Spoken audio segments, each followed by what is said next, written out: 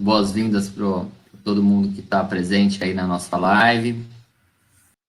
Queria agradecer ao Patrick, que está aqui conosco nessa live, grande parceiro nosso, grande amigo, que trabalha aí com florestas, que trabalha com agroflorestas, já há mais de 15 anos, aí no Vale do Paraíba, né, com florestas nativas e agroflorestas. Olá, gente, como vai? Boa noite. Prazer estar aqui com vocês. Edu, a turma toda aí do Futuro Florestal aí. É realmente muito gratificante aí estar com essa turma de peso aí dentro da formação de florestas aqui no Brasil. E vamos lá, vamos começar aqui a prosa. Beleza, Patrick, valeu. O pessoal está ouvindo bem, estão respondendo aqui. Para você quiser acompanhar aí, Patrick, você clica lá no chat lá que você consegue ver o que o pessoal está escrevendo. E, bom, então boa noite, já estamos aí com bastante gente já entrou. E agradecer todo o time aí da Futuro pelo apoio aqui para a gente conseguir realizar mais essa live e poder passar um pouco do que a gente conhece de floresta. Hoje o tema é um tema bem interessante, né? É um tema sobre reserva legal. Reserva legal é uma área da propriedade rural onde a gente ela tem um viés, né, de conservação ambiental, né, manter áreas florestais, né, nativas, e também tem um viés econômico, né. Então lá no início, quando foi constituído o Código Florestal lá atrás, né, na década de 60, o Brasil consumia muita madeira para lenha, né, e a reserva ela tinha também um intuito de garantir lenha, né, para os produtores, né, para toda a economia ali local, regional. Então tinha uma função também de garantir o estoque florestal, uma vez que o desmatamento sempre foi um grande driver do processo de abertura de áreas, né? Então a reserva legal tinha essa função também. Não só, e depois ela foi, com os novos atualizações do código, ela foi tendo muito mais essa visão de conservação. E hoje a gente está nesse momento de transição para considerar essa área de reserva legal como florestal, né? Então, isso é muito importante, é uma mudança de paradigma, ainda existe muita resistência, né? Muita resistência de conseguir enxergar isso. E também, mas é uma grande oportunidade para evoluir isso. E os modelos ecológicos, né, os modelos de restauração onde a gente faz esse balanço de restauração com uso econômico, ele é uma tecnologia recente. Então, não existe muita experiência e muita base tecnológica, silvicultural e agrosilvicultural, para trabalhar isso de uma maneira já totalmente testada e validada. Então, vou começar a colocar a apresentação. Se você puder colocar o slide para a gente começar a acompanhar. A ideia é a gente falar um pouco de modelos de reserva legal produtiva. Né, a Futuro em si, a gente tem feito vários trabalhos com plantios de florestas em monocultivos e plantios mistos e agroflorestais. O Patrick, com a Fazenda Coroputuba também, ele trabalha já há muito tempo também com os plantios de nativas e exóticas, plantios monocultivos, agroflorestas, plantios mistos também. Então, a gente tem uma caminhada muito parecida nessa linha. E a ideia de modelos é apresentar um pouco mais de experiência, né? Não necessariamente a ideia da live não é a gente mostrar como fazer passo a passo um determinado modelo A, B ou C, mas sim apresentar um pouco da experiência que a gente tem, né, nesse bate-papo, apresentar um pouco os cases que o Patrick desenvolveu lá no na Fazenda Coroputuba, em Pindamonhangaba, então, assim, é o nosso convidado aí especial para essa live, então a gente vai deixar bastante ele apresentar tudo de interessante que ele já realizou, muita coisa legal, muita coisa bacana, tem uma especialidade, um link muito grande com alimentação, então, assim, muitos produtos anuais para alimentação, né, ele trabalha com orgânicos, com plantas, com as punks, né, plantas alimentícias não convencionais, então tem uma base muito legal sendo trabalhada dentro de agroflorestas e que também podem ser usadas dentro das áreas de reserva legal. Então, os modelos, a silvicultura que a gente pratica e essa agrosilvicultura que a gente pratica, ela pode ser integrada dentro do processo de restauração de uma reserva legal e até de uma APP, dependendo aí do porte, do tamanho do produtor. Então, praticamente assim, eu acho que eu vou dar uma introdução rápida, para não ficar muito maçante, mas da onde vem, né, a base legal, da reserva legal. Então, assim, a reserva legal é uma área localizada no interior da propriedade, isso aí lá do Código Florestal, do novo Código Florestal, foi revisado e publicado em 2012, né, onde que ela é delimitada nos termos do artigo 12, em função de assegurar o uso econômico de modo sustentável dos recursos naturais do imóvel rural, auxiliar na conservação e a reabilitação dos processos ecológicos e promover a conservação da biodiversidade, bem como o abrigo e proteção para a fauna silvestre e a flora nativa. Então, ela tem você vê que ela tem um uso econômico e essa questão da conservação da biodiversidade, se tornando abrigo e habitat, né, para esses animais e para a conservação de espécies arbóreas aí da flora. Bom, isso é uma lei federal, né, o Código Florestal, e dentro dessa matriz, o Código Florestal, cada estado acaba regulamentando isso a nível estadual, né? Dentro do estado de São Paulo, a Secretaria do Meio Ambiente desenvolveu uma política de viabilizar estratégias para desburocratizar também e dar segurança jurídica para que os produtores restaurassem isso com uso econômico, utilizando espécies nativas e espécies exóticas, tá? Então,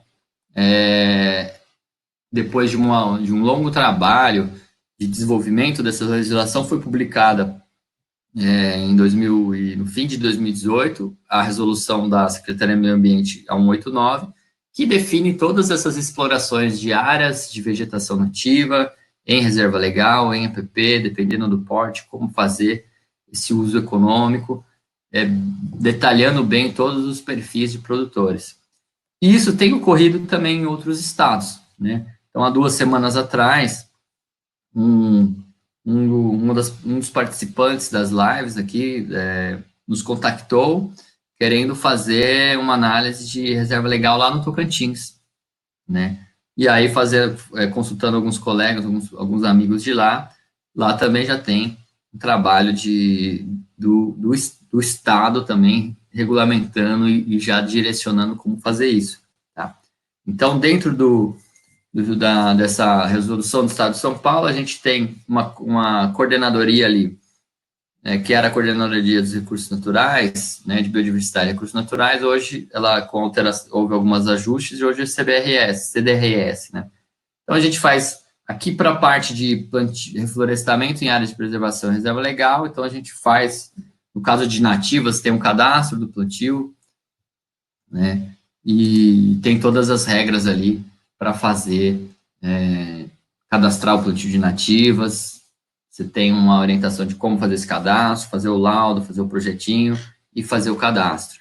Então, o que acontece? No caso de uma intervenção em vegetação de reflorestamento em áreas de reserva legal, a gente faz uma autorização de manejo dessa vegetação, né, que ela seria um plano de manejo sustentável, que é SPMS, né, que a gente faz um cadastro na CETESB, que é um outro órgão de licenciamento do Estado.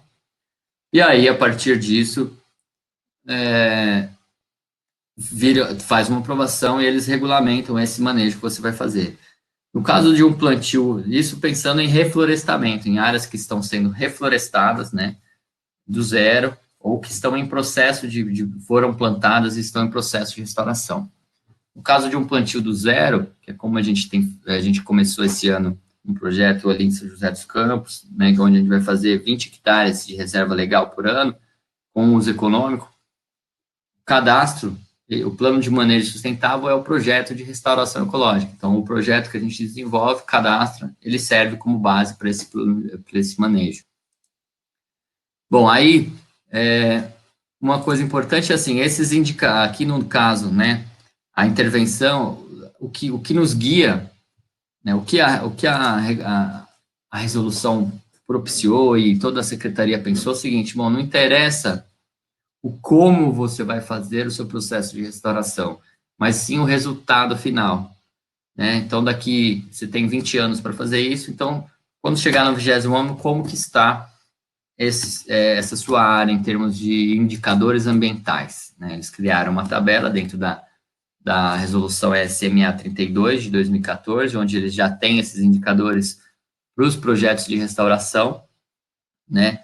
E que também determina que você pode usar nesse processo de restauração espécies exóticas em até 50% da área total a ser recuperada. Então, isso é interessante, porque as espécies exóticas, pensando em madeireiras, tem um crescimento mais vigoroso, pode antecipar essa renda, você pode manejar as exóticas com as nativas ali, dentro desse processo de restauração.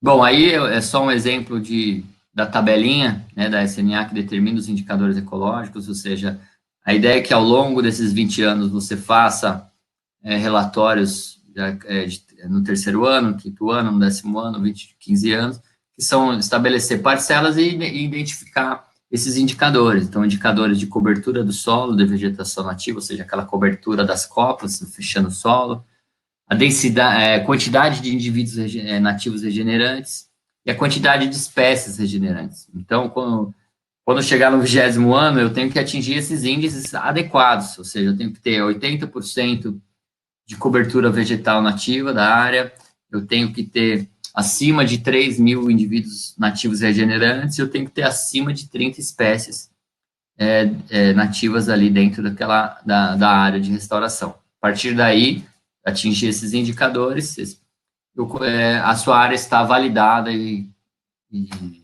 adequada para ser considerada uma reserva legal sem nenhuma necessidade adicional para isso.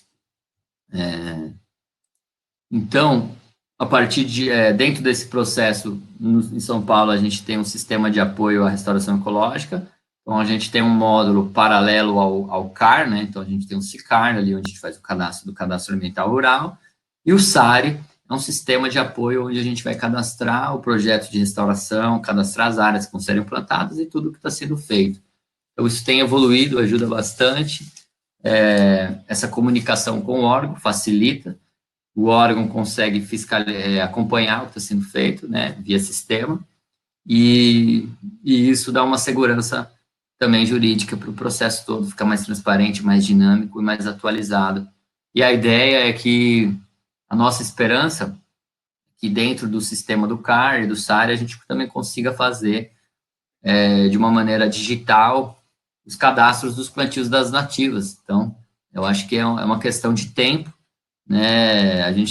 Nós temos gerado bastante demanda, fazendo bastante solicitando bastante cadastro de áreas plantadas de nativos, e isso gera uma demanda dentro do órgão, e isso gera que os técnicos e todo o corpo da secretaria vá buscando soluções para facilitar e padronizar esse processo, né? Então, nosso trabalho é muito estar se comunicando e tentando homogeneizar, né? Porque às vezes você tem uma regional com técnicos, então a gente conversa muito com a secretaria na área central de São Paulo para quando existe alguma dificuldade em algum determinado cadastro. Então, essa aí é a tela do SARI. Bom, aí a WRI, um parceiro nosso, junto com a secretaria, a WRA World Resource International, uma ONG de apoio à restauração e atividades ambientais, ela desenvolveu junto com a secretaria um aplicativo, né, que foi feita uma versão inicial para ajudar o produtor a entender como que ele ajudá-lo a pensar modelos, né, de plantios e de restauração em cima da onde que é a propriedade dele e tal. Então, acho que a ideia é que isso vai evoluindo com o tempo. É uma iniciativa interessante. Bom, aí, quando a gente fala em nativos, existe aquele tabu, né, que eu vou plantar e não vou conseguir cortar.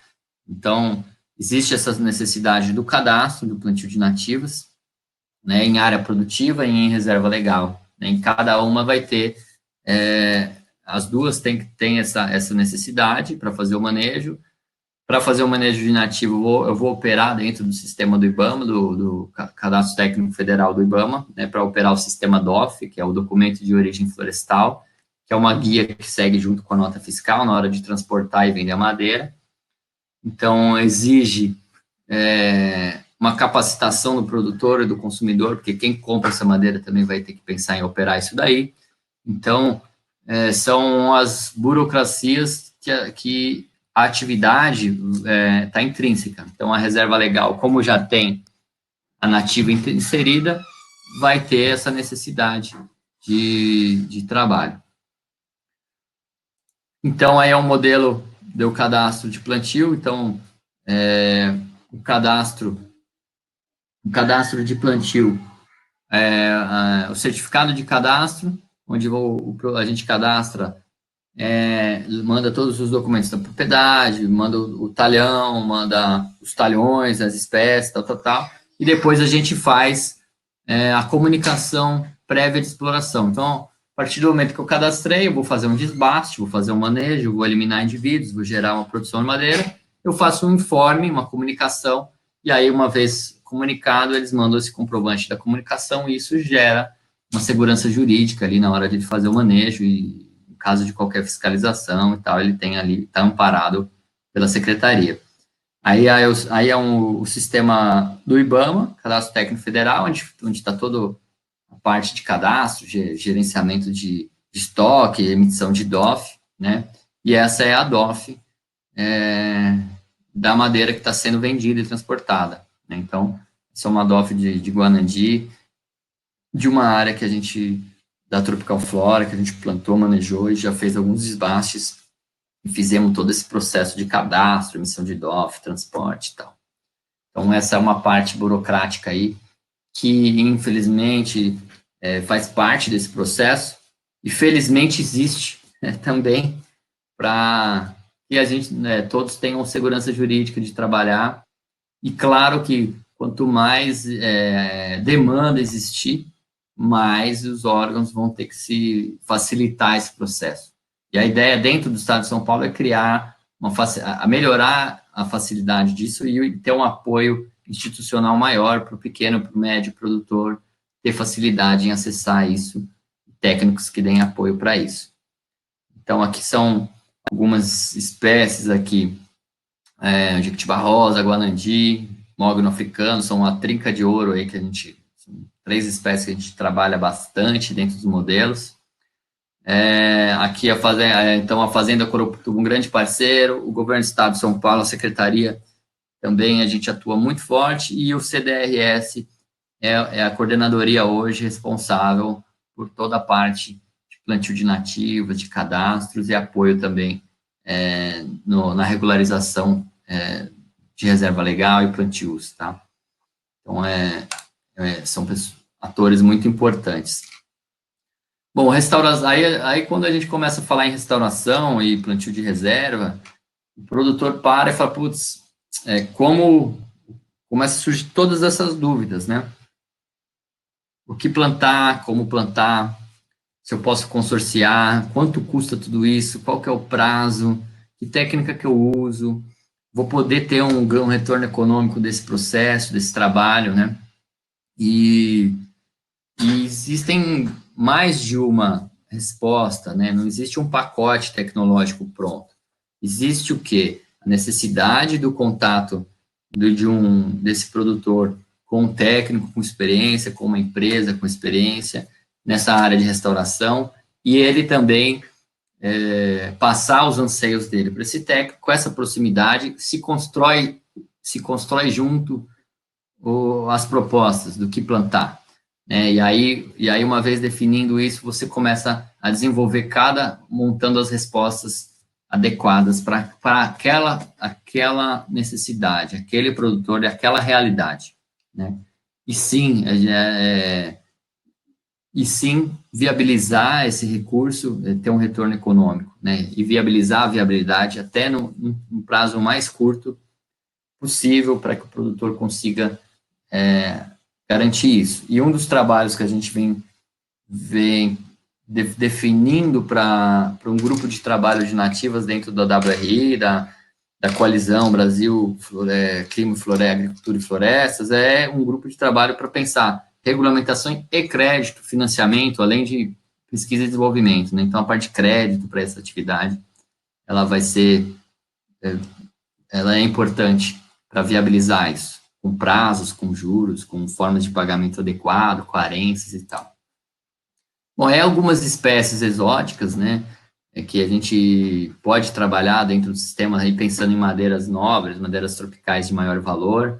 As listas da esquerda aí são as mais tradicionalmente plantadas, então teca, acácia, os mognos africanos, cedro australiano, e as da direita são menos conhecidas, mas que têm potenciais muito interessantes, que são as terminárias, né, Santa Bárbara, que é o cinamomo, o cedro indiano, liquidâmbar, vão surgindo outras, nada como, aí podemos pensar em pinos, podemos pensar em eucalipto, podemos pensar em outras exóticas mais conhecidas também, para entrar no sistema. E nativas existem várias, né? Então tem muitas espécies potenciais nativas. O modelo que a gente desenvolveu e implantou esse ano, a ideia é todas as espécies plantadas dentro da reserva legal, numa reserva legal, modelo madeireiro, são madeiráveis, digamos assim. Então a gente plantou 50% de exóticas, com 90% trabalhando com mogno africano, né? E os outros 50% são nativas. Dentro dessas nativas, 80%, 90% dos indivíduos são madeiráveis, né? E aí inserimos também frutíferas nativas e um preenchimento de diversidade. Então, a ideia é que, uma vez, a gente vai explorar todos esses indivíduos ao longo do processo, respeitando os indicadores econômicos, e ao longo continuamente. Então, ao longo dos primeiros 20 anos vão fazer 2, 3 desbastes, as exóticas provavelmente saem primeiro, as nativas vêm na sequência, e uma vez, depois do 20º ano, a gente vai fazendo manejos permanentes, tirando indivíduos ao longo do processo, podendo replantar indivíduos, manejando, e sempre seria como um manejo sustentável, só que de uma maneira planejada e com maior produtividade por hectare. Então, aí eu pus mais algumas fotos só, né, das espécies que a gente pontou, o guanandi aí com mais de 18 anos, os mognos africanos aí em sistemas com pupunha, né, céu senegalenses, a teca é uma espécie de excelente potencial, muito consolidada, então ela pode estar sendo trabalhada também, uma teca clonal com 3 anos aí para vocês verem, mogno africano com sistema de pupunha, né, com café puro, né? Então, esse é o grande foliola, ele com pupunha também, jequitibá rosa aqui uma área do Horto Florestal de São Paulo, com uma árvore com mais de 40 anos, muito, muito bom potencial. Aqui já dentro do sistema agroflorestal nosso, em Garça, o louro pardo, né? Ele entra enriquecendo esses plantios. A ideia do plantio misto, a gente evoluiu muito nos últimos anos, então são espécies de grande potencial, né? A gente vê o louro pardo se destacando em vários sistemas aí, principalmente em áreas que têm uma fertilidade maior. Aqui um plantio misto inicial aí com 2 anos nessa foto, 2 para 3 anos. Então, tem muita coisa interessante para se fazer, tanto para madeireiro, e agora o Patrick vai apresentar experiências muito legais que ele realizou lá na Fazenda Coroputuba, e vai poder mostrar muita coisa interessante aí para vocês. Vai lá, Patrick. Obrigado, Edu. Mais uma vez, boa noite, gente. Bom, eu vou passar um pouco aqui, tem bastante imagem, né? É uma apresentação um pouco sobre a evolução de alguns anos de 2, 3 sistemas que a gente fez. Inicialmente sobre o planejamento de uso de solo, junto com, na verdade, em 2009, 2008, começou uma história para fazer um doutorado de um pesquisador do Estado, chamado Antônio Devide, para a conversão de sistema produtivo de Guanandi de monocultura para sistemas agroflorestais, né, ou policultivos. Então, a gente pegou umas áreas, essa que está de baixo maior, que é uma área de várzea, que era plantada de arroz, e a menor em cima, de que a gente chama de terraço fluvial, uma parte mais alta, mais arenosa.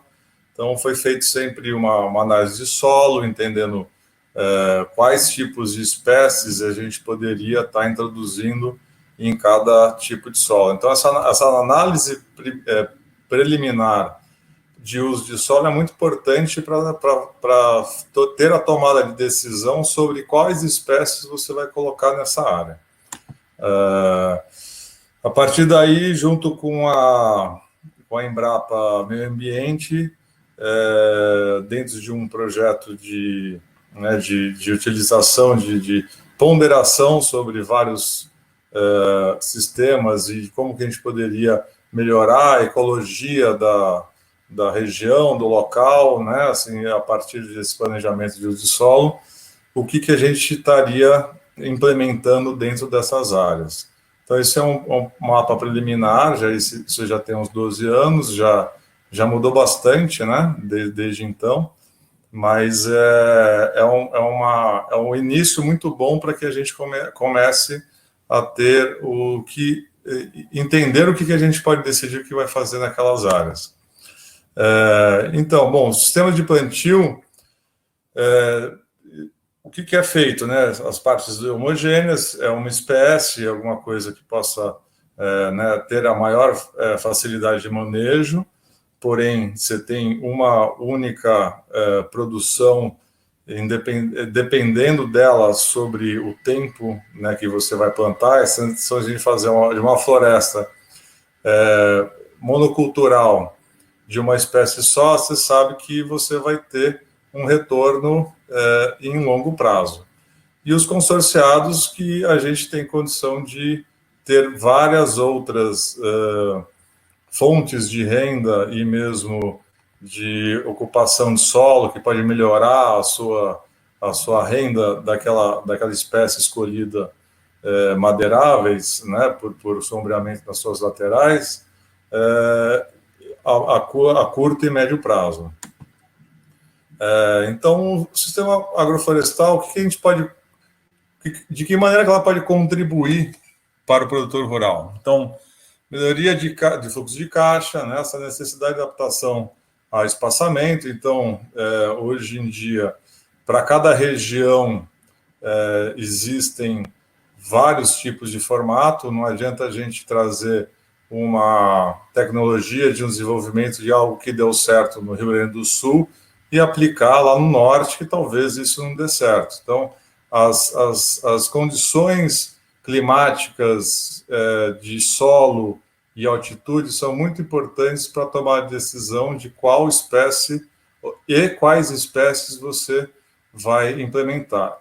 E principalmente sobre uma análise sobre o mercado em seu entorno, de que o que tem ali como consumidor daquilo que você está pretendendo plantar, tá?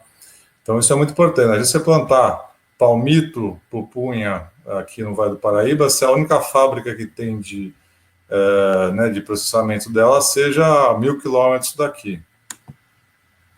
Então, dentro desse trabalho, desse processo, havia muita discussão, e ainda é hoje, o que é um SAF, o que é um sistema agroflorestal, que, na verdade, não tem uma definição aceita universalmente, nem dentro da academia. Há muitas discussões sobre eu vou plantar 3, 4 espécies e considero isso um SAF. E tem gente que acha que isso não é um SAF, até porque você precisa fazer hoje em dia, uma reconstituição de solo, principalmente com espécies leguminosas, espécies que tem a condição de atrair maior número de carbono ao solo, para que ele tenha a condição de você conseguir plantar essas outras espécies comerciais e que eles possam te render não só economicamente, mas ecologicamente, e ter uma produção a longo prazo, né? Não adianta plantar alguma coisa hoje que vai denegrir seu solo, e você vai ter que ficar comprando insumos externos para recompor ele, e de alguma maneira, se não for muito bem orientado, você pode até perder essa sua cultura e não ter o seu êxito na sua planilha inicial.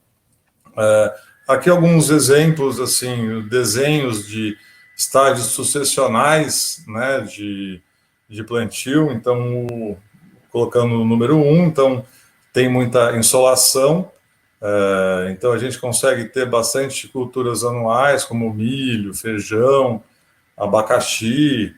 A segunda etapa, que já vem uma banana que já começa a produzir, já dá um certo sombreamento.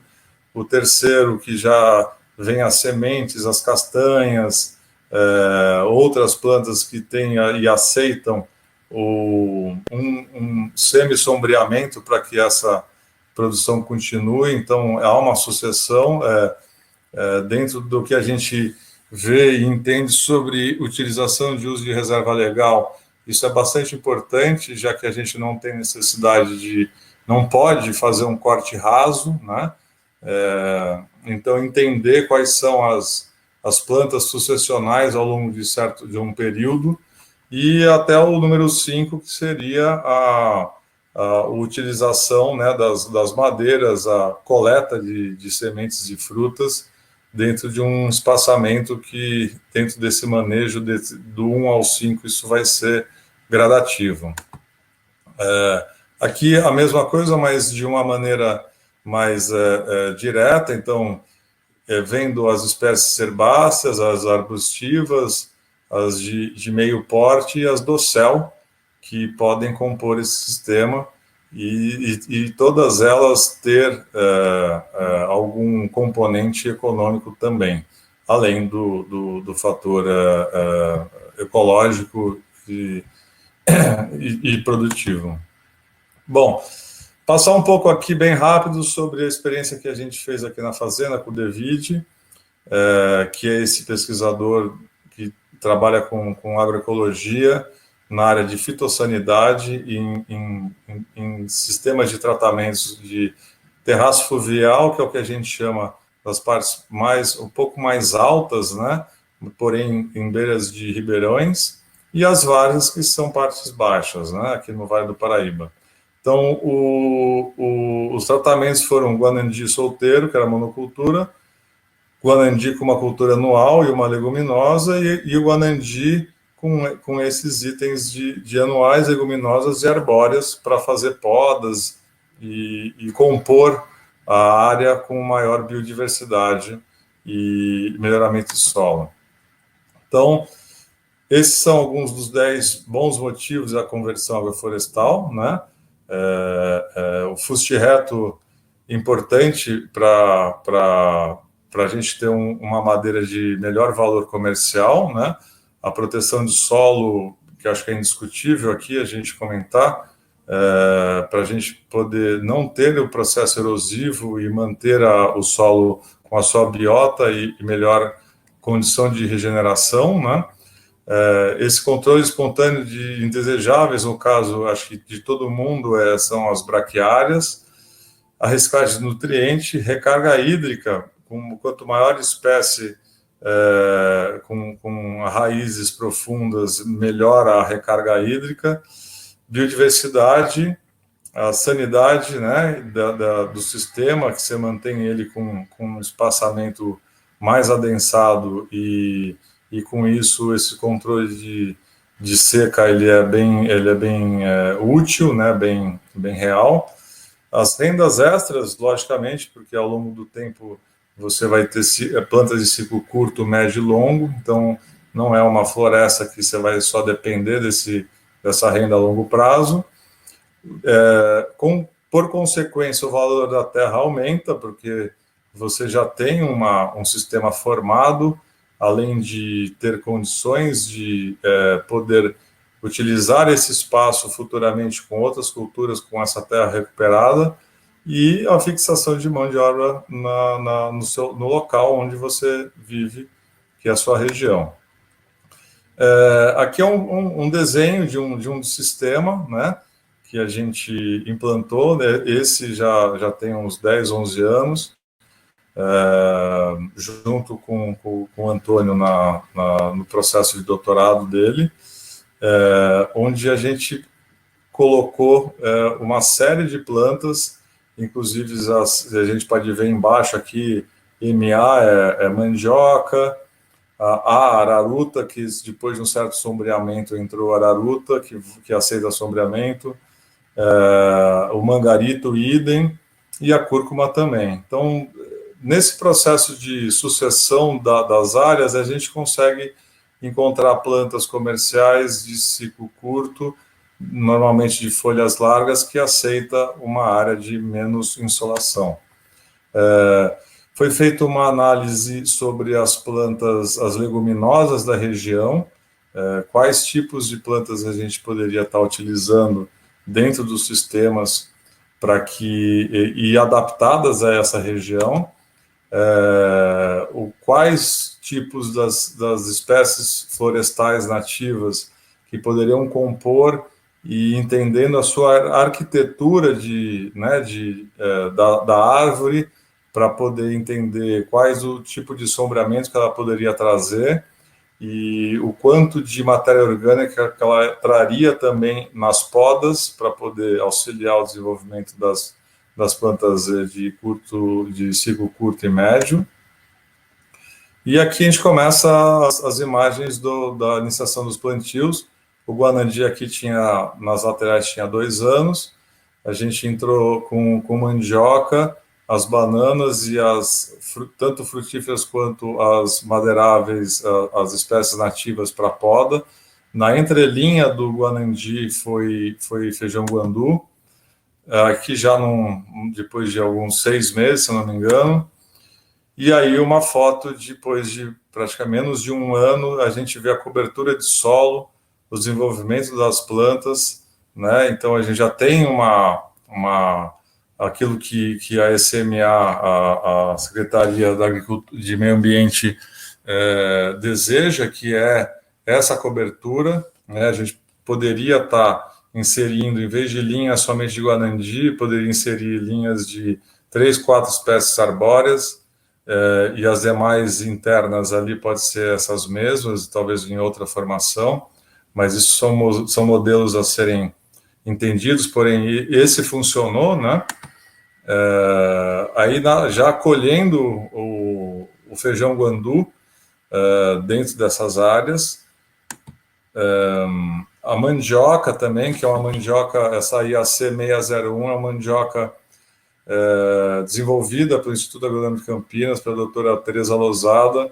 Ela tem 800 vezes mais beta-caroteno do que a mandioquinha, né, amarela comum, e foi muito bem dentro dos sistemas. Então, com o Guanandi, pelo trabalho de pesquisa, até o 5º ano de produção, a gente consegue, né, o 5º ano desse sistema, consegue se produzir com produtividade essa mandioca, logicamente outras também, mas essa tem um fator diferencial, que que é o volume de beta-caroteno. Após a saída da mandioca no quarto para o quinto ano do sistema, o Guanandi já fez um certo sombreamento, onde a gente substituiu a mandioca pela araruta. A araruta, se vocês não conhecem, é também um tubérculo com um amido muito rico. Antigamente se fazia lá o mingau de araruta, faz-se até hoje os biscoitos de araruta. Então é uma opção, é uma possibilidade também. É uma planta de folha larga que aceita médio sombra, né? Um sombreamento razoável, assim como o mangarito, que é outra planta que vai aparecer aqui. Esse é o sistema com Guanandi, Guandu e mangarito. Então a gente vê um bom desenvolvimento dele. A colheita dele, a gente pode ver aqui na foto do lado direito, junto com a banana e as frutíferas também já num momento já de colheita de várias das plantas. Aqui é o sistema junto nas áreas de várzea, que é uma terra com mais argilosa, então ela tem mais retenção de água, então a escolha das espécies é um pouco diferente das áreas do terraço, que é mais arenoso. O inhame, o taro, assim como outras, como o gengibre ou mesmo a cúrcuma, vão muito bem nesses sistemas. Esse em 2013, um momento de bastante chuva, a gente pode ver aí nas laterais até um excesso de água, onde não foi prejudicial para o desenvolvimento da cultura aqui do sistema. O Guanandi, nesse momento, ele foi plantado em 2007, então ele estava com 5 para 6 anos aí nesse momento. A implantação, né, de SAF aqui em outubro, então a gente tem um momento sucessional de outubro, dezembro, fevereiro e março, na hora da colheita da mandioca. Esses são os momentos de colheita e análise da mandioca sobre o sistema. Então, a gente plantou 5.555 manivas de mandioca por hectare, deu em torno de 4,5 kg por maniva, mesmo nesse sistema. Se você fazer uma monocultura de mandioca, é mais ou menos o dobro disso, dá 10 mil mudas, né, manivas de mandioca. Então, foi muito, e mais ou menos com a mesma produtividade dessa mesma espécie. Então, não perdeu muito sobre os sistemas monoculturais, até o 5º ano de área, frisando de que o plantio do Guanandi em linha, ele foi em 3x2, então adensado, né, a 1.667 áreas por hectare. A gente pode abrir isso, dependendo do desejo de cada produtor, da tomada de decisão. Nesse caso, a gente entendeu que os sistemas começaram a trazer outros benefícios, não só a colheita agrícola, mas a própria semente do Guanandi, a semente do guandu, as sementes das leguminosas, como feijão de porco, talvez nas áreas, quando foi plantado no inverno, de adubação de inverno.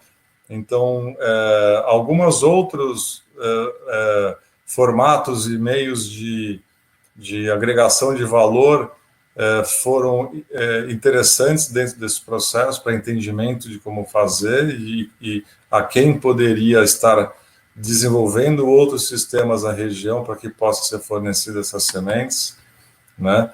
Aqui estamos vendo aqui essa colheita, isso foi a partir do 4º, 5º ano. Mais um pouco de araruta. Esse é o sistema com inhame, né? No caso, taro nas várzeas. Outros tipos de culturas em outras áreas que a gente introduziu, né? Guanandi, guandu em linha, milho, mandioca e milho, que funcionaram bastante bem. Então, aqui na hora do plantio, agora a próxima foto é praticamente 2, 3 meses depois. Então, essa cobertura de solo é sempre muito importante para para o desenvolvimento e coordenação daquilo que a gente pode entender como formação de sistemas para áreas de reserva legal. Aqui um exemplo das áreas biodiversas, a gente plantou palmito de pupunha, do lado esquerdo tem essa haste o tronco desse arbusto é uma sesbânia, que é uma leguminosa, assim como o guandu, mas é nativa nossa, e um inhame na frente. Então, elas protegem esse estágio inicial do palmito, né, do jussara. Então, tem plantas, assim como várias mirtáceas, que são frutíferas nativas, que, se não houver um estágio inicial de sombreamento, elas não vão para frente, assim como jussara. Já perdi muita jussara plantando a pleno sol. Então, nos processos de restauração, mesmo não econômicas das áreas de reserva, mesmo APP, é muito importante a gente entender esse processo de plantio para não incluir no ano 1 100% de todas as espécies, dentro das pioneiras, secundárias e terciárias ou clímax. Então, elas precisam realmente de um local bom, agradável, a gente chama de plantas luxentas, precisam de um certo luxo para que elas possam se desenvolver. Esse é um segundo sistema que a gente incluiu a Acacia mangium, que é uma espécie arbórea madeirável, ela é da Ásia, ali da australiana, e colocamos no meio mandioca, daí guanandi, no meio do guanandi, banana, palmeira real. Então, esse foi o sistema com esse espaçamento, certo? Que funciona até hoje. Isso foi desenvolvido em 2010, se não me engano, 9 ou 10.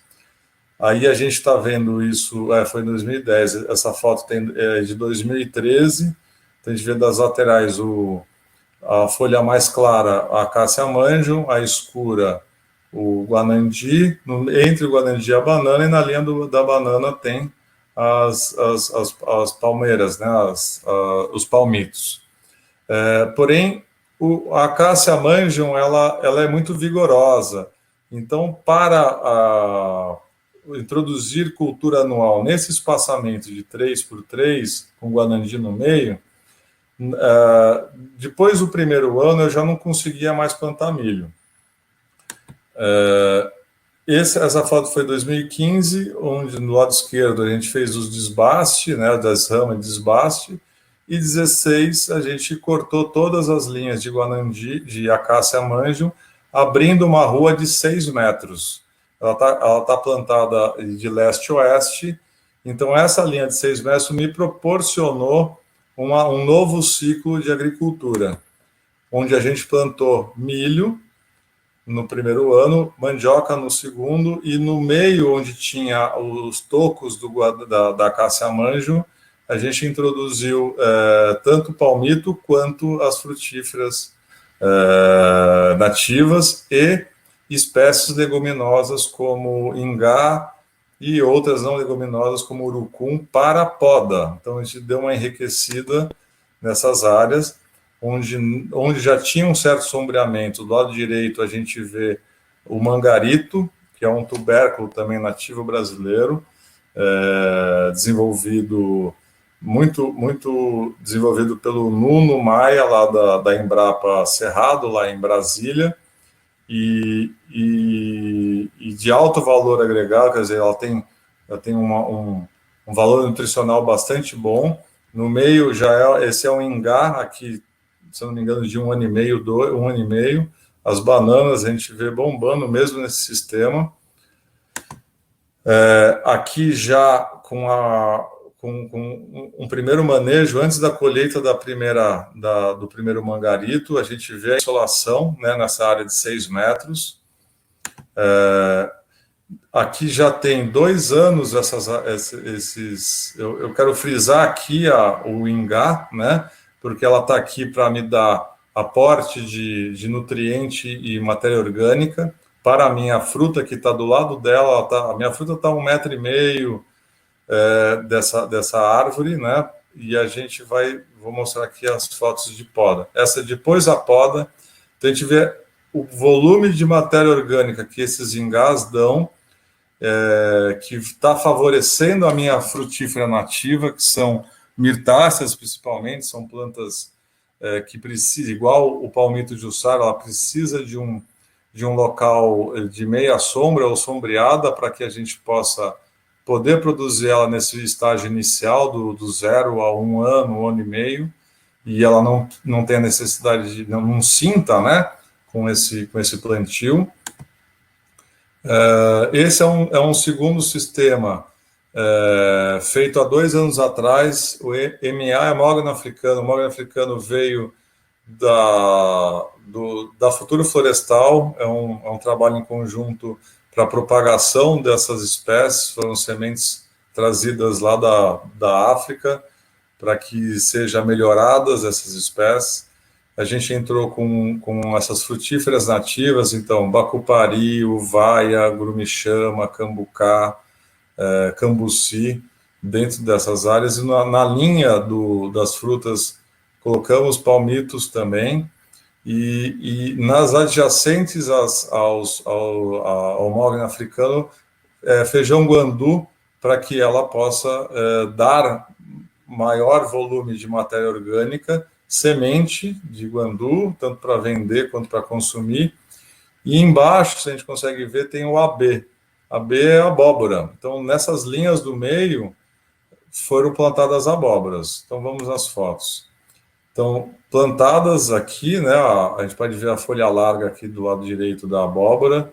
Era uma área, é importante dizer, que era capim mesmo, era capineira, era braquiária. Do lado esquerdo a gente vê o feijão guandu. Essa área foi plantada em julho de 2018 com gel. A gente vê aqui o mogno africano em início de desenvolvimento, né? Depois de 4 meses, o guandu, já a foto do lado direito, já bem mais desenvolvido, a abóbora fazendo uma cobertura vegetal de solo bastante importante, não só para a manutenção da área, mas para aporte de matéria orgânica e a parte comercial. Então, a gente vê do lado direito, esquerdo, uma abóbora assim, sendo conduzida do lado de um pé de araçaboi. Isso me trouxe uma economia muito grande de manutenção se eu fosse ter que roçar ou mesmo passar herbicida, até porque o herbicida, depois de um certo tempo, ele vai necessitar de um novo manejo, né? Aqui o pós-colheita, depois que a gente colheu a abóbora, foi feito um manejo, né, de capina da área. E na linha do guandu, isso que foi muito, muito interessante, o guandu é uma planta que a gente chama que ela estoura laje, né? Ela tem uma raiz pivotante muito potente, que ela quebra as camadas B e C do solo e faz essa penetração de água. Então, além de ser uma leguminosa, aportar nitrogênio ao solo, aportar MO, matéria orgânica, nitrogênio na parte superficial, ela consegue descompactar o solo. Isso favorece a introdução de novas espécies, que no caso, esse desenho, se vocês verem bem, lá atrás, né, vou voltar 2, 3 aqui, a gente estava com guandu, saiu o guandu, entrou a cúrcuma. A cúrcuma é uma outra raiz, é um tubérculo, assim como pode ser um inhame, ou mesmo um gengibre, mangarito, enfim. Foi colocado na mesma linha que o guandu. Então, na hora que eu fui fazer a cova, que eu peguei um enxadão para abrir, para colocar, para plantar a pequena raizinha da cúrcuma, foi uma facilidade tão grande que eu não precisei ter um esforço, né, uma perda de energia muito grande para que isso seja plantada, e favoreceu, além de estar adubada aquela área, porque o aporte de nutrientes foi bastante grande, essa área está afofada, é igual passar um arado, né, na mesma linha. Então, favorece a minha raiz posterior ao guandu. Aqui está, no lado esquerdo, já o estágio inicial da produção do guandu, no meio aqui, essa planta é um cambuci. Do lado direito, já depois de alguns meses, essa flor branca, entre as linhas do mogno africano, foi plantada uma planta que é o ginseng brasileiro, chama-se Fáfia paniculata. Existem outras Fáfias aglomerata, que ela é rasteira, ela é muito parecida e similar com a abóbora, então ela também promove uma cobertura rasteira de solo, e sua raiz ela tem um grande valor comercial para a área de nutrição, cosméticos, enfim, para a parte de desenvolvimento do seu metabolismo secundário. Esse é o sistema agora, em março, então a gente vê em menos de 2 anos, já tivemos 2 ciclos. Hoje as frutíferas estão começando a produzir, já estou colhendo um pouco de araçá-boi. Agora, no final do ano, a uvaia deve começar a me vingar, então com 2 anos. Esse sistema ele promove um sombreamento lateral que vai auxiliar na não formação de ramas laterais do mogno africano. O mogno africano é uma espécie bem interessante que ela cresce para cima, né?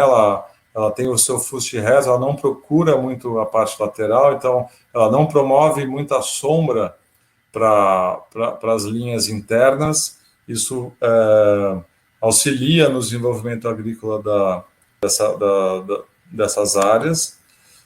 Essas são as frutas escolhidas aqui na Fazenda Curuputuba para serem plantadas, desenvolvidas. Existe um polo aqui no Vale do Paraíba, não só de madeira, como de frutas e outras plantas que têm grande potencial para o mercado, não só de polpas, mas de nutracêuticos.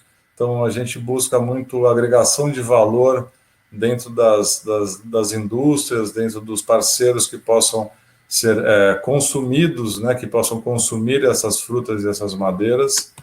Estamos perto de São Paulo, né, Rio de Janeiro, que é uma foto aérea e importante de entender aí em processo de 12 anos o desenvolvimento daqui da fazenda, que é só um pedaço, o quanto de cobertura vegetal que a gente, em pouco espaço, conseguiu promover com produção, com agregação de valor e com desenvolvimento sociocultural. É importante dizer que as escolhas das culturas, né, anuais e frutíferas aqui foi levada muito em consideração a cultura Vale Paraibana, né, a região do Vale foi desenvolvida pelas patas dos moares, dos tropeiros, e eles consumiam isso, era natural. O que a gente chama de punk hoje, de consumir mato, era algo natural, assim como o resto da Europa, o planeta inteiro, sempre consumiu. A alface, ela não veio inicialmente de uma variação genética, ela era consumida de maneira natural lá, e assim como a gente pode fazer a mesma coisa aqui, porém com muito mais biodiversidade, já que a gente está no país tropical. Então, é isso, Edu. Acho que se vocês tiverem alguma pergunta, enfim, eu estou vendo que tem bastante questionamento aqui. É isso aí, Patrick. Parabéns, cara. Essas três áreas que você vem trabalhando são muito interessantes. dá bastante visão às fotos aí, as sequências, consegue deixar muito faseado, assim, enxergar ela no início, o processo sucessional das culturas, né?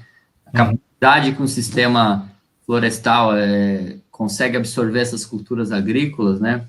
É muito enriquecedor, né? Eu acho que essa questão que você estava falando no final, sobre a questão cultural, né? Do Vale do Paraíba, o Vale do Paraíba, ele é o berço é um dos berços históricos do país, de desenvolvimento do país, né? Então, essas estradas dos tropeiros aí são coisas de 3, 4 séculos de trabalho com agricultura, e a fazenda Corocoputuba, ela tem mais de 100 anos de história, né? Então, que traz, e é muito bonito esse trabalho que vocês têm feito já há muito tempo com o Instituto Corocotuba, com a fazenda, da restauração da cultura do tropeiro, e trazer como isso pode enriquecer tudo que atualmente a gente desenvolve como agricultura, né? E isso é histórico, técnico, agrícola, né, que faz um sentido muito grande e tem tanta riqueza a ser explorada, né, no seu desenvolvimento nutricional, histórico, que realmente enche os olhos da gente que consegue acompanhar, que está vendo esse trabalho sendo realizado de forma prática, objetiva e realista, assim. Então, parabéns aí pela todas as iniciativas e o esforço que vocês têm feito. Eu acho que o Patrick caiu. Está escutando? Deu uma travada ali, vamos ver se ele reconecta. Bom, eu acho que na apresentação do Patrick é muito interessante, porque ele partiu do início lá em 2005, 2006, plantando guanandi em monocultura, como a Tropical Flora fez, a gente acompanhou, e depois com os trabalhos de pesquisa que eles foram inserindo a cultura do sistema agroflorestal, como isso foi mudando o paradigma de como é capaz, como a agrofloresta pode ajudar na parte de restauro. Você caiu, deu uma caidinha aqui para mim. Foi. Não, aqui estão na roça aqui, de vez em quando oscila, mas deu certo. Mas realmente, por aí, eu acho que os modelos do Brasil afora, eles têm e deve ser pensado regionalmente. Não há uma estrutura e uma receita de bolo. Não adianta a gente imaginar que aquilo que deu certo no Sul vai dar certo aqui no Sudeste. Então, essa análise do desenvolvimento, não só do que vai vir, quais as espécies vão colocar, mas sim um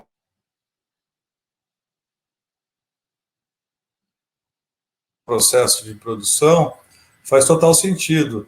Não entendo ter uma mudança de atitude se não colocar a cultura inserida ao processo, né? O homem dentro da floresta, ele faz parte disso, ele não é um intruso. Isso tem que mudar um pouco a visão de quem faz a agricultura sustentável, né? Que para mim, a agricultura sustentável tem que ter floresta junto. Exato, e ele é parte desse processo de restauração, né? A conservação e a restauração tem que levar o homem em consideração e o seu desenvolvimento humano e econômico também em harmonia. E aí o que é interessante também é uma experiência rica e que pode trazer insights para diversas realidades, né? Uma realidade mais manual, uma realidade mais de menor escala, uma realidade de alterar espaçamento para trabalhar a mecanização dessas sucessão de culturas, né? Por exemplo, você trabalhou com mandioca, essas raízes elas têm uma demanda manual grande, né? Então, tem outras culturas que podem entrar, que possa ser um pouco mais mecanizado, dependendo da realidade. E o que vale também destacar é o trabalho da inserção dessas culturas dentro da gastronomia, né, de mesa, né, como enriquece a gastronomia nacional até de alto padrão, de chefes. Chefes estão olhando para essas novas culturas tradicionais, antigas, que estão sendo resgatadas. Então, isso é muito enriquecedor e, mais uma vez, parabéns aí. Não, obrigado. E vamos lá, estamos sempre juntos, né? Eu entendo que, né, infelizmente, a gente tem que ir de cima para baixo para poder mostrar a riqueza do nosso país, o que a gente tem, né? Vejo que dentro do universo de nutrição, gastronomia e produção agrícola, se o produtor levar uns pés de, né, uns chumaços, uns maços de taioba, mangarito e tal, lá para a feira e ninguém saber o que é, o cara não vai comprar. Por consequência, ele não vai levar, por consequência, ele não vai produzir. Então, a gente continua sendo um monótono alimentar, né? A gente, como diz o Knupp, somos analfabetos botânicos e vivemos uma monotonia alimentar. E é verdade, né? Exato, ótima colocação. Bom, gente, aqui a gente vai abrir para perguntas. Eu só queria destacar aqui o Ivo, que está nos auxiliando, que vai colocar um pequeno vídeo mostrando um pouco do lote de mudas que a gente tem disponível agora. Aí, e você quiser colocar, tiver na agulha aí, é uma promoção de lote de entregas aí. A partir depois desse vídeo, a gente começa a ler as perguntas, Patrick. Então, aí do lado, o pessoal foi marcando com um Qzinho, e a gente começa lá de baixo, olhando uma por uma, e vamos respondendo aí. Beleza. Eu caí aqui na linha, então sumiu bastante das perguntas. Faz aí que eu auxilio. Tá, beleza, eu vou lendo então. Tá.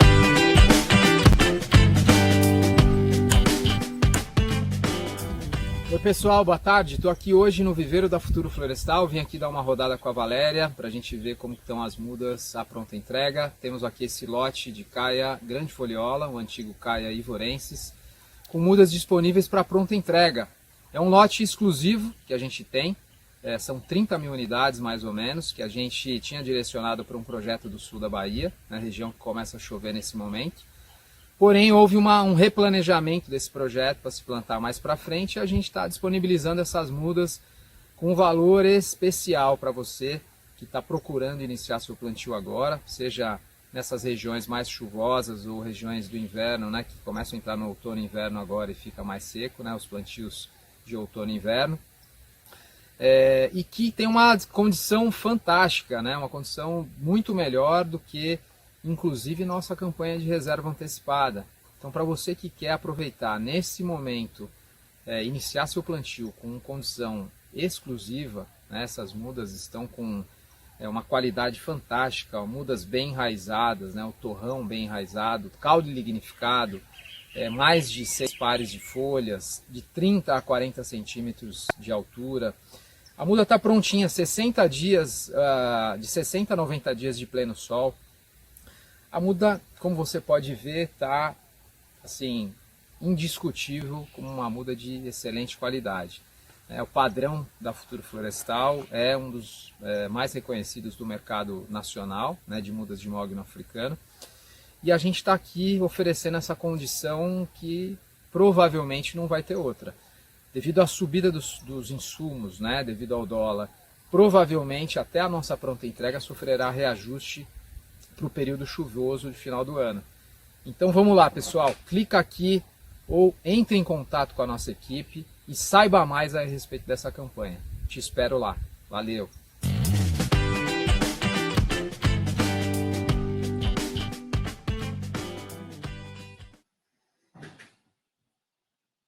Beleza, obrigado aí, Ivo, pelo vídeo. Bom, Patrick está escutando, está na linha? Ele caiu. Bom, vamos esperando ele voltar. Eu vou dando uma lida aqui nas perguntas. Bom, tem pessoal aqui do sul que tem área para recompor reserva. Então, assim, tem umas questões aí, a questão de reserva legal. existe essa possibilidade de você fazer um arrendamento de áreas de mato. Tem até, eu acho que tem uma pergunta mais para cima que fala como que eu posso ter um ganho econômico com a preservação das áreas de reserva. Então, um dos ganhos econômicos é o arrendamento para quem não tem área de reserva suficiente para regulamentar sua área. Então, isso vem sendo, evoluiu muito com o Código Florestal, as regulamentações que estão vindo por aí, e isso tem criado crédito de reserva legal, né, o CRA e tudo, para compensar e gerar uma certa renda, um arrendamento para essas áreas para quem não tem e está próximo e pode estar utilizando essas áreas que estão no mesmo bioma. Patrick, você voltou ou não? Está por aí? Bom, que essa aqui, acho que eu respondi a questão do Paulo Toledo. Qual é a possibilidade do produtor receber algum benefício econômico por área preservada? Então, um dos benefícios da possibilidade do produtor receber um benefício econômico por área preservada é o arrendamento. Ô, Patrick, voltou? Voltei, tá complicado aqui, mas estamos aí. Tudo bem, não, eu dei acabou o vídeo aqui, eu estava falando sobre a questão de arrendamento de reserva legal para o pessoal, para quem tem mata já preservada, tem excesso de reserva, o arrendamento pode ser uma possibilidade. Outras possibilidades que ainda estão sendo melhoradas nesse mercado é o crédito, são pagamento por serviços ambientais, né? Então, principalmente áreas de APP, que tem conservação de água diretamente conectada, o pagamento por serviços ambientais vem sendo muito discutido e tentado acelerar a regulamentação desses processos. Em alguns estados já tem mais, outros menos, né? E que eu acho que é a pergunta da Cecília na sequência, que já tem uma área totalmente preservada, como posso ser beneficiado? Então, tem que buscar, mapear isso e procurar interessados que precisam, que tenham esse déficit de reserva legal para ser trabalhado, tá? Bom, o Lucas Vicentim Pasqualini fala assim, se eu construir um sistema agroflorestal com 50% de nativos e diversidade, pode se encaixar em reserva legal? Pode sim, Lucas, e vai depender um pouco do seu porte, né, o seu tamanho, qual que é o tamanho, se é pequeno produtor, esse SAF pode ser um SAF tipo meio que permanente ao longo do processo, você depende, você tem uma propriedade pequena, acima desse porte, você vai ter que cumprir aqueles indicadores ambientais, por exemplo, no estado de São Paulo, e precisa ter, comprovadamente, mostrar que depende quais espécies estão dentro desse sistema, né? Como você vê isso aí, Patrick? Bom, é bem por aí mesmo. Eu entendo que dentro da resolução você tem um volume grande de espécies, a gente pode eleger alguns carros-chefes, mas ela tem que compor né, a legislação. E essa composição não é só de arbóreas, ela é de né, os fitos dentro do... Então, desde as rasteiras até as arbóreas, elas são contabilizadas, tá? É isso aí. Então existe uma maleabilidade muito grande para se desenvolver muitos tipos de sistemas que possa gerar rendas e fazer essa contribuição, esse papel de conservação que a reserva pede, tá? Bom, tem uma pergunta aqui do André Vilauba. Boa noite. Além do caia grande foliola, quais outras espécies madeireiras possibilitam colheita até 15 anos? Tem a valor financeiro agregado interessante? Qual o percentual de espécies exóticas pode ser plantada dentro de reserva legal? Dentro de reserva legal, o percentual não pode passar de 50%, tá? Existem outras espécies, mesmo o caia grande foliola, 15 anos é uma colheita precoce para ele, eu acredito que a gente sempre recomenda, os mognos acredito que é de 15 a 20, né, para colheitas. Então, existem outras espécies, a cássia manjo ela é muito agressiva, ela tem uma madeira boa também, tem os eucaliptos, E tem várias outras espécies daquelas listas que eu passei que podem ser trabalhadas, né? As madeiráveis de madeira nobre, eu acredito muito difícil a gente pensar em menos que 20 anos para ter realmente valor agregado. E os modelos de plantio de espécies nativas exóticas, nós implantamos alguns modelos onde podem ser faixas, então 4 ou 5 linhas de exóticas com 4 ou 5 linhas de nativas. Ou mesmo uma linha de exótico, uma linha de nativo, uma linha de exótico, uma linha de nativo. Isso você vai trabalhar em cima da arquitetura da espécie, uma espécie que tem uma copa lá em cima, outra é mais triangular, uma copa mais densa, ritmos de crescimento e mexer esse espaçamento aí. Então dá para fazer muita arquitetura interessante, florestal madeireira ou agroflorestal, né? Perfeito, perfeito. Tem alguma espécie que você destaca, Patrícia? Não, acho que é bem por aí mesmo. Espaçamento é importante, é sempre importante entender de que você não vai ter uma madeira com cerne de excelente qualidade entre menos de 15 a 20 anos, né?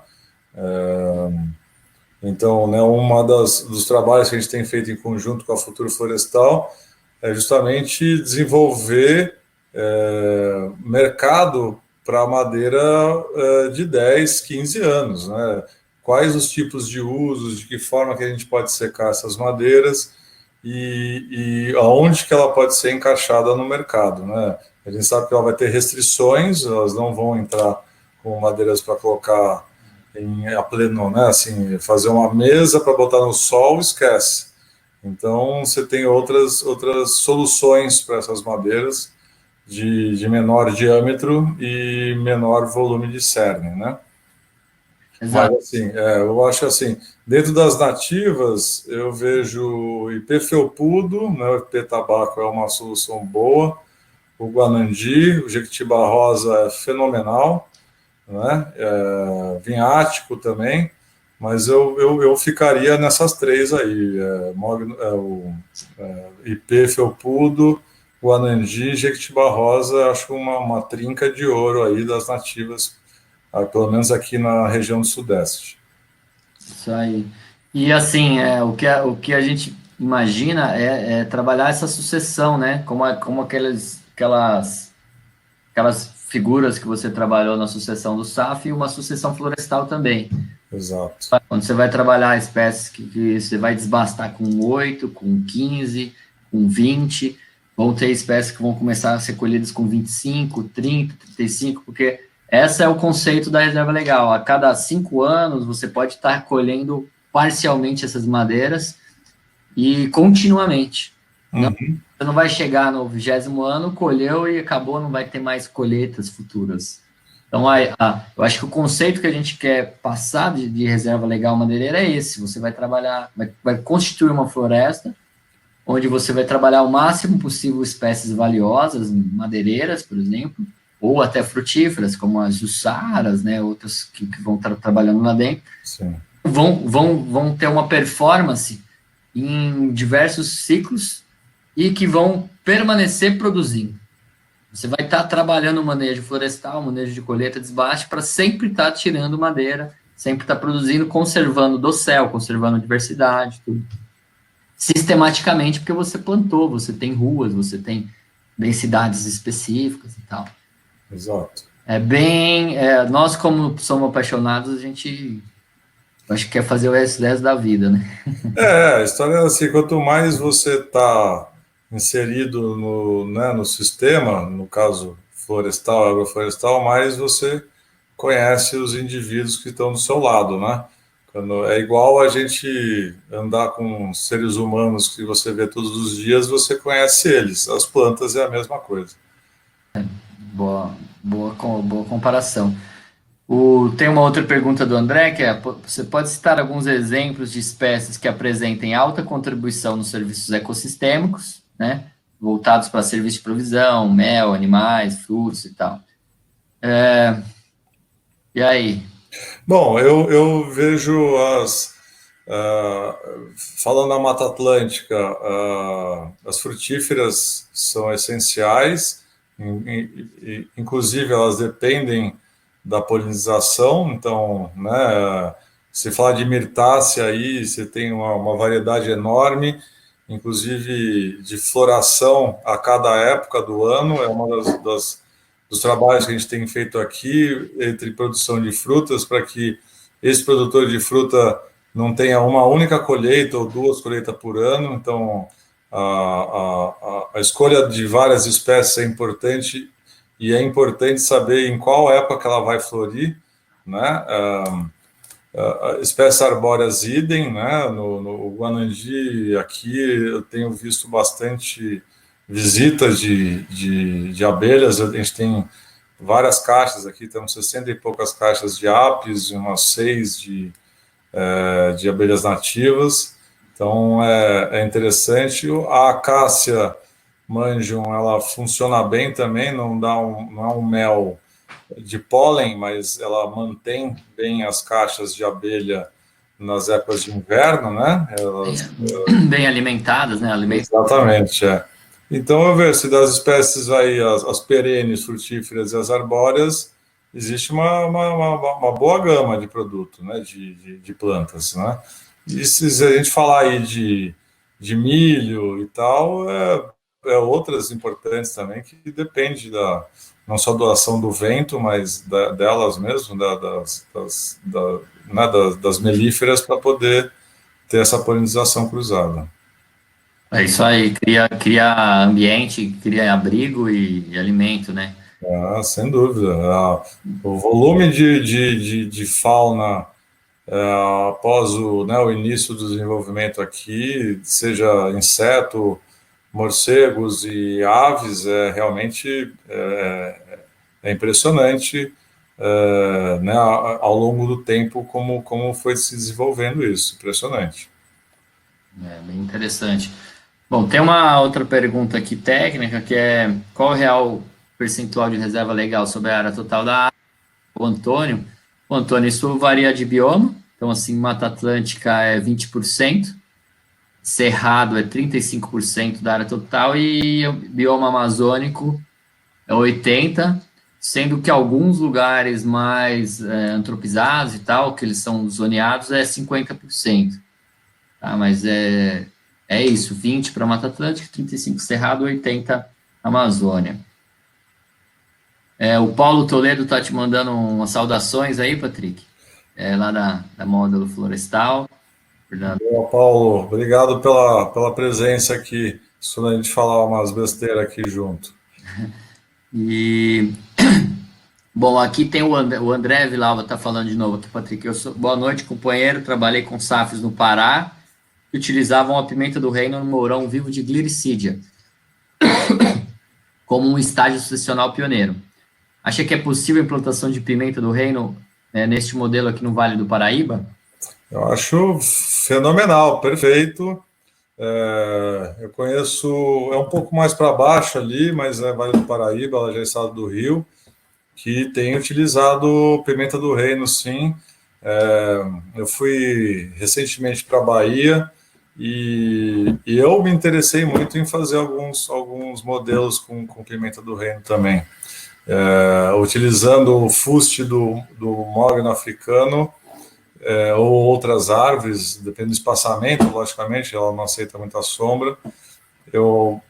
Perfeito. Lá na Rural, no Rio de Janeiro, em Seropédia, né, na Federal Rural do Rio de Janeiro, lá na Fazendinha, falecido professor Raul de Lucena, tem estandes maravilhosos de pimenta do reino, com café e espécies arbóreas juntas, inclusive leguminosas. É muito interessante, eu acho bem viável. Provavelmente a pimenta sofre um pouco mais com o frio aqui, que no Pará, né? Acho que a vegetatividade dela é menor. O mogno africano como tutor, o senegalense eu acredito que não tenha problema. O grande foliola dá problema com o cancro. Na hora que ele pega, o cancro vem. Então, mas as outras, o jequitibá, outras espécies aí, de repente, pode ser possível. Entendi. Geraldo lá da Bahia, Tacaré, Bom, lá na Bahia tem bastante trabalho que a gente tem feito com cacau, cupuaçu, sistemas aí interessantes para reserva também, madeireiras, então tem cacau, cupuaçu, açaí, lá é uma região muito tropical, então muito de grande potencial aí para a agrofloresta. Tem o Fernando Leite aí, dando boa noite para a gente e perguntando se faz sentido falar em produtividade metro cúbico por hectare numa área de reserva legal. Acho que está falando em IMA, né? Incremento médio, né? Olha, faz sentido. Na verdade, vai fazer o inventário vai trabalhar esse índice de incremento médio, metro cúbico. Vai ser um inventário um pouco mais dinâmico, porque a gente vai estar trabalhando com mais espécies e ciclos diferentes, mas cada uma vai gerar um incremento médio, né, de metro cúbico por hectare. Não está falando em incremento, mas produtividade. E com certeza vai ter uma produtividade de metro cúbico.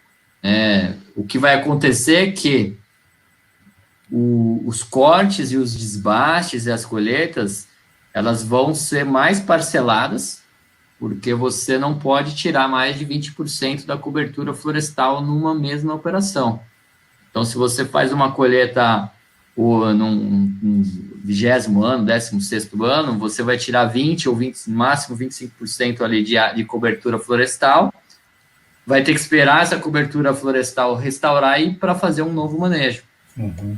Então, geralmente, quando você faz uma colheita, você abre espaço para as outras árvores crescerem as suas copas e rapidamente elas encostam. Então, tecnicamente, eu enxergo que a cada 4, 5 anos é possível você estar fazendo colheitas sucessivas. Né? Da madeira, né? Você está falando de madeira. Da madeira. Que é o que ele está falando, em metro cúbico, para mim. Isso, Agora, fruta é outra dinâmica, né? Exato, outra dinâmica a reserva legal é um complemento de renda daquilo que a gente, dono de terra, via como área perdida, né? Como um passivo ambiental e um custo que o Estado estava nos impondo, né? Então, é importante entender o esforço, pelo menos do Estado aqui no estado de São Paulo, de poder e ter a condição de mudar essas leis para que isso possa ser viável, né? Até porque estamos falando de reserva legal, normalmente são áreas menos produtivas, quer dizer, né, você escolhe uma área de reserva legal dentro da sua propriedade, conforme a sua menos necessidade de área, e se essa área tiver produção e você ter um resultado financeiro, é muito bom para o produtor, né? Exatamente. Só para fazer um paralelo, assim, nós temos um déficit muito grande de reserva legal dentro do Estado. A secretaria, ela quer o quê? Ela quer que essa reserva fique dentro do Estado, porque isso promove um serviço ecossistêmico para o Estado. Uhum. Senão ela vai estar exportando reserva legal, ou seja, só vai começar a arrendar a floresta nativa que está fora do Estado. Então, essa é uma das preocupações e estratégias, né, de favorecer a restauração.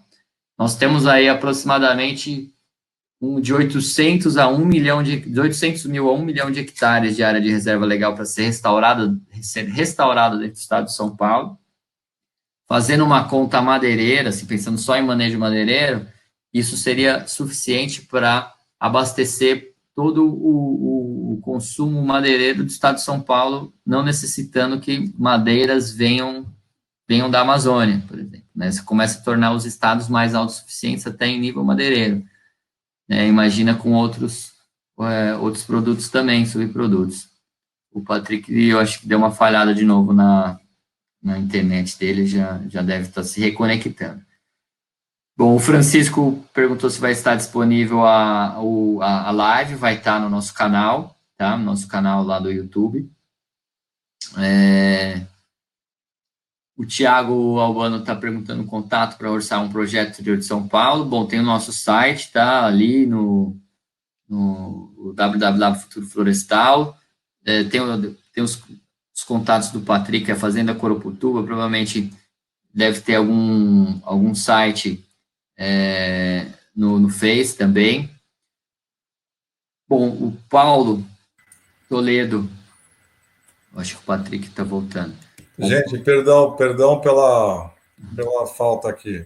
Não, tranquilo, eu só dei um paralelo que a gente tem mais de 800 a 1 milhão de hectares a ser restaurados em São Paulo. Só no Vale do Paraíba tem 40 mil hectares de reserva legal. Só o setor sucroalcooleiro, que são as usinas de cana, tem 600 a 700 mil hectares, fora de pastagens e tal, né? Então, são coisas bem interessantes de trabalhar. Eu estava seguindo o Paulo, contato. Bom, aí tendo o Antônio Costa, ele está perguntando aqui para você, Patrick, qual é a sua área? Né, o Antônio é o pessoal da Limoeiro, que a gente trabalha com eles. Qual que é a sua área e quantos funcionários você tem? Valeu, Antônio, aí pela presença e pela pergunta. Bom, daqueles sistemas lá, o segundo e o terceiro são pequenos, tem 1 hectare cada um.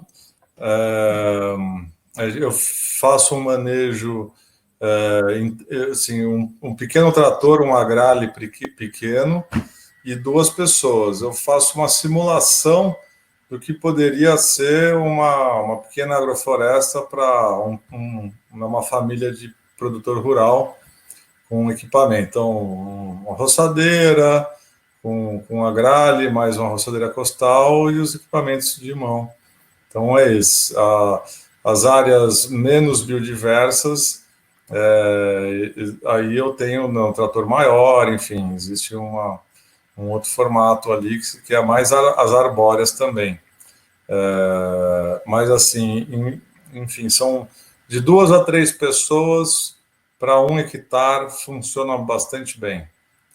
Tá, eu acho que uma pergunta pertinente seria assim, essas 2 áreas estão dentro da parte orgânica da fazenda, não? Totalmente, não põe herbicida nem nada externo há vários anos. E a comercialização é pela rede, como que você... Eu comercializo, eu vendo aqui regionalmente, vendo para restaurantes em São Paulo, é basicamente isso. Eu criei uma rede dos produtos para vender dentro do que eu tenho conhecimento e mercado dentro de São Paulo e aqui região. Então, eu vendo para Campos do Jordão, vendo para São Luís do Santo Antônio do Pinhal.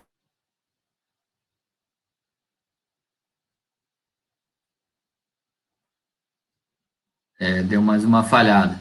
Bom, mas ele consegue comercializar bem esses produtos, tem uma procura grande por eles, ele é orgânico, então isso também tem essa atratividade, e todo esse trabalho com a simulação com esses pequenos produtores ali, que ele ajuda na rede. Bom, o Paulo Toledo está falando aqui, podemos trabalhar em áreas de declividade, otimizando áreas com topografia mais declivosa, correto? Olha, com certeza, Paulo. Pensando no Vale, essas áreas, como o Patrick tem, são a menor porcentagem de áreas disponíveis, que são essas várzeas do Paraíba do Sul, mas a grande maioria das áreas são áreas de morro, onde a gente escolhe os melhores morros aí para poder fazer culturas mais intensivas. Áreas mais equilibosas, geralmente a cultura florestal sem a agrofloresta vai melhor, porque você acaba tendo um custo muito alto de manejo. E existe sim, dá para trabalhar com terraços, dá para trabalhar em nível, trabalhar com curvas de nível, escolher as melhores áreas para fazer esse trabalho, né, com declividade. E também outras técnicas que o Vale trabalha aí, pensando nos tropeiros, o uso de mulas, o uso de animais. Paulo, Patrick, teve uma pergunta do Paulo aqui, Paulo Toledo, comentando aquela questão das áreas de declivosa, né? Você pode trabalhar em áreas de maior declive para esses sistemas também. Eu entendo que, assim, daquilo que a gente tem de experiência na declivosa, logicamente depende do nível do declive, a gente entra com mais arbóreas a mais longo prazo e um pouco menos declivosa, fazendo uma curva de nível e utilizando, assim, eu peguei aí no meio do caminho aqui, ó, né, o uso de tração animal, né? Então, mulas com balaios, enfim, se a gente consegue, via a curva de nível, fazer um trabalho de colheita dessas frutas, por exemplo. Se a gente pensar em cultura anual para áreas declivosas, eu acho muito improvável. É mais difícil. Difícil, custoso, não é. Se a gente falar de tubérculos, não vão ser, né, solos com Umidade, né? não só umidade, mas também menos areia, enfim, mais difícil de sair, ramas de mandiocas com maior produtividade. Então é um pouco mais restrito, mas existe e funciona, sem dúvida. Beleza. Bom, tem uma pergunta da Kátia. Uma eventual praga no mogno africano é manejada como? Há alguma tolerância com insumos ou remediação química, né, agrotóxicos? Olha, Kátia, no mogno africano existem sim alguns problemas fitossanitários. No caia grandifoliosa a gente tem aí os cancros que atacam ele a partir do 4º, 5º ano. É difícil de manejo, até de controle, então é mais seleção de indivíduos e eliminação desses indivíduos, né, uma limpeza sanitária. Existem alguns remédios aí alguns fungicidas que podem ser aplicados para minimizar esse dano, e algumas pragas, são poucas pragas, o grande foliola, algumas regiões têm problemas com brocas, problemas com coleobrocas. Isso está muito relacionado, às vezes, à sanidade, né? Eu acredito que em sistemas mais biodiversos de reserva legal a gente vai ter uma menor incidência desse problema, então a gente tem insistido nos plantios mistos para dar o risco com pragas e doenças. Nesse sentido, você está com plantio heterogêneo, as agrícolas no meio também vai aumentar essa diversidade e traz os inimigos naturais aí e fortalece a diversidade de nutrição do solo ali também. Eu acredito que não existe limitação, né? Primeiro é identificar o problema correto e pensar em estratégias de controle se aquilo está atingindo o nível de dano econômico. Se é uma pequena coisa, uma outra coisa, poucas situações, você elimina os indivíduos e reduz essa necessidade. Em casos de áreas orgânicas certificadas, vai tentar buscar remediações que não sejam proibidas, né, Patrick? Sem dúvida. Nenhuma colocação. Tá? É perfeito. E, bom, aí o pessoal estava pedindo os contatos, aí o Rodrigo passou o site da Futuro, o Demis passou o Face da Fazenda Coroputuba. Então tá aí também os links para quem quiser fazer contato conosco. Tem mais uma pergunta aqui do Antônio Donizete. Quando eu consorcio essas leguminosas com as árvores, com outros, ela não tira árvores da floresta? Nutrientes, você diz? Ele falou que o consórcio com as leguminosas não está competindo por nutrientes com as árvores, né? Num certo momento tá, né? Em termos de, principalmente água, né? No desenvolvimento.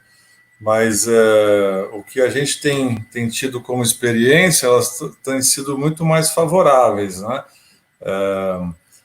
Se você fazer um consórcio simples de feijão de porco com mandioca, até o início da floração do feijão de porco, ele está contribuindo. A partir daí, quando começa a dar vagem, ele já está puxando mais água para nutriente. Ele. Exatamente, nutriente.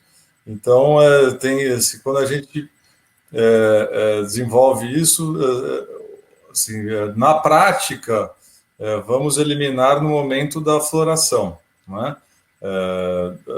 porém tem respondido de maneira bem positiva, inclusive falando do feijão guandu, essencialmente, ele tem sido bem interessante em vários momentos, inclusive plantar feijão guandu do lado de um palmito jussara para dar essa sombra inicial, né? E jussara precisa de água, precisa de nutriente, né? Mas essa sombra, ela está trazendo melhor benefício do que essa competição. Logicamente, você não vai fechar, né, a planta para que ela seja totalmente coberta por sombra. E, consequentemente, né, maior competição por nutriente. Então, é sempre uma vivência, né? Não tem uma ciência exata, porém, você vendo os desenvolvimentos, você começa a entender como é que faz. Chega um momento que você vê que o excesso de sombra no segundo, terceiro ano já é demais e você começa a atrapalhar, né? De certa forma. É isso aí, entender o ciclo, o espaço que ela ocupa, né? Exato.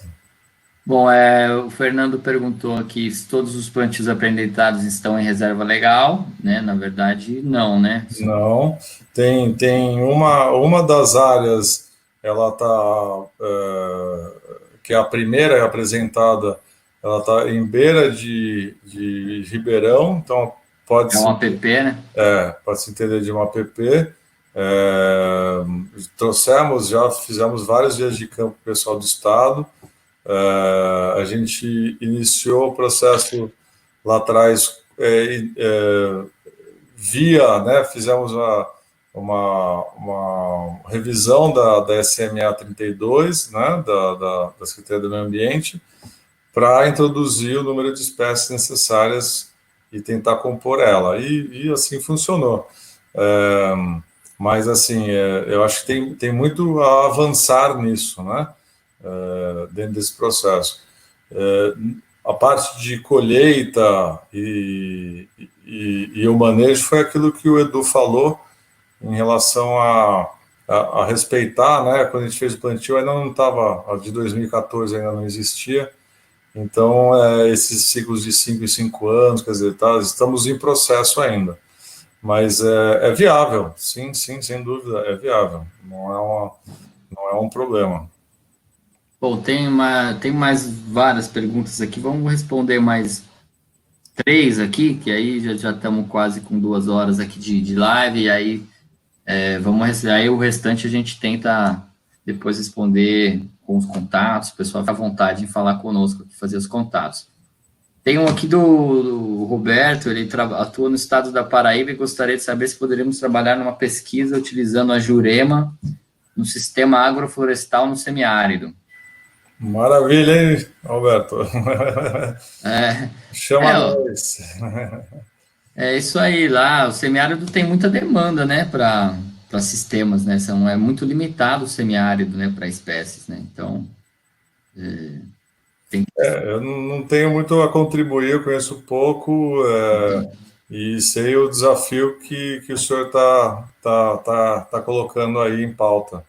Mas é isso mesmo, é entender o seu ecossistema, o que tem em volta, quais são as espontâneas que estão se desenvolvendo com melhor vigor aí no seu redor e poder multiplicá-las, né?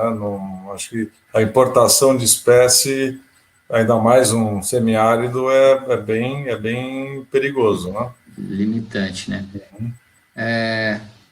Bom, aqui tem uma perguntão da Bruna sobre legislação, alguma dificuldade para usar essas áreas, vai depender a nível de estado, tá? Existem as regras, cada estado tem uma regulamentação, então dependendo do estado que você está, tem que estar procurando o órgão e vendo se já tem as resoluções estaduais, como eu apresentei aqui no começo, do estado de São Paulo. Então, o estado de São Paulo já tem regulamentações, outros estados também já estão trabalhando nesse sentido. Existe a burocracia, mas ela tem a segurança jurídica para trabalhar. Mais uma para a gente terminar.